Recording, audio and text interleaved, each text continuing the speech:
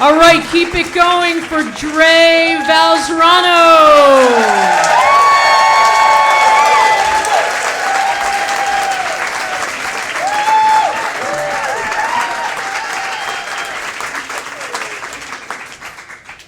So a few years ago, around my 30th birthday, I get this call from my mom, and she asks me if I'm thinking about ever changing my last name.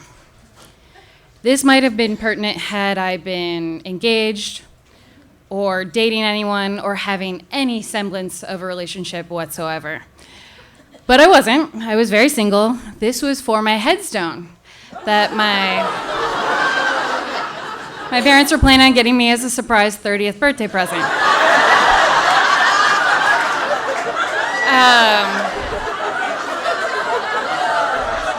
Nothing says barren and single like choosing to have your name on stone for the rest of eternity.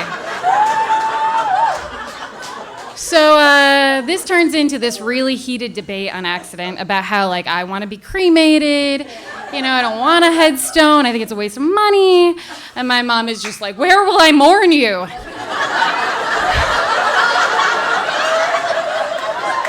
No, it's great when your mother thinks you're going to go first. I'd like to say she thinks I live a wild life, but I spend a lot of nights at home on the couch with my dog. So, also why I'm probably single. So, anyway, so I'm like, anywhere. You are the mother of an only child that you thought you were never going to have.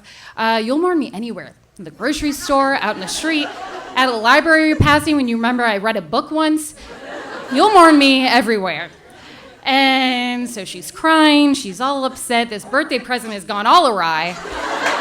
And she's like, well, what do you want? And I'm like, I don't know, maybe a nice bench. I know you love the graveyard. My parents love graveyards. They're these sort of special redneck rainbow religious people. They used to be sort of hippies, they're very redneck, and they're also Catholic. And they love graveyards so much, and I have friends who can testify if they've come to my family's town to visit, that if we don't have time to go to the graveyards, and there's multiple ones in my hometown that have my many family members, we do a drive-by. And so we drive around the graveyard and we just yell random facts about what I'm doing in my life out the window. Nano Andresi, I live in Vermont now. Grandma Girolamo, still single. It'll come up later when I'm next door to you. So I suggest a bench. I'm like, you're at the graveyards all the time. What about a nice bench? And, after some hemming and hawing, my mother's like, okay, we'll get you a bench. So flash forward a year later, I go with my best friend to visit my family, and we see the bench. It is hundreds of pounds of granite. And it's me and all of my relatives who are also single over 65's names. So there's a half a dozen of us. Just for eternity. And there's my last name, Falzarano. No space for hope.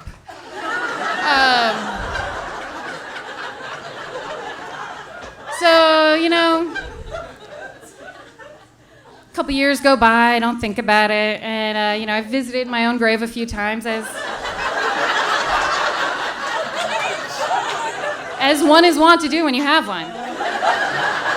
And a couple years ago, my mom tells me that I'm kicked out.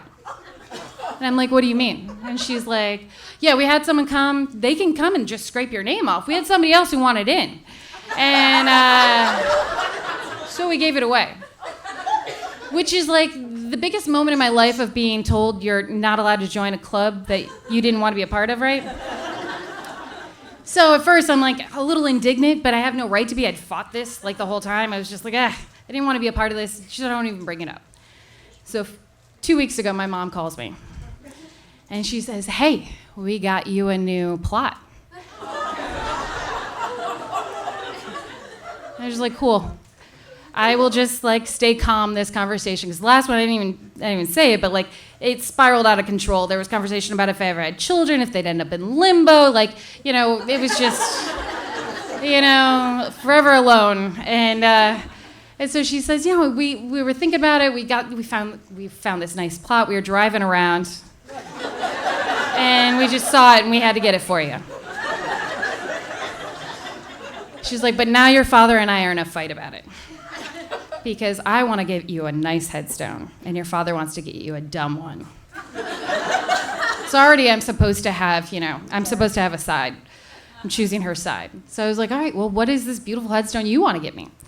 And she's like, well, I want to get you this one that's shaped like a book, I don't know, has your name on it. And your father wants to get you this like giant Mother Mary Virgin statue that we have to go to the graveyard committee and get it approved for height, like the friggin' mall downtown. She's like, isn't that just so pretentious? Which it is, but I mean, a little part of me is like, giant headstone. 50 years later, people are gonna come there and they're gonna be like doing their drive-bys thinking she's important. And then she tells me, she's like, by the way, it's a 2-spot. And I'm like, oh man. I haven't dated anyone in a long time, but they have brought back some hope that I have lost. And I'm like, cool, do I get to choose who shares? And she says, oh no, Seaway Sue wants in. And I'm like, who the heck is Seaway Sue? She's like, Seaway Sue. From when you were 2, she worked at the grocery store in South Louisiana. She loves you. She loves me.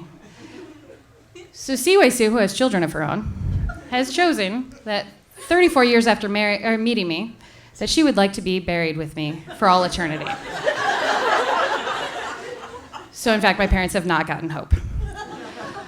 All this being said, it is nice to know that my mother loves me, and it will protect me and keep me safe and have a spot for me forever and ever and ever, and also Seaway Sue.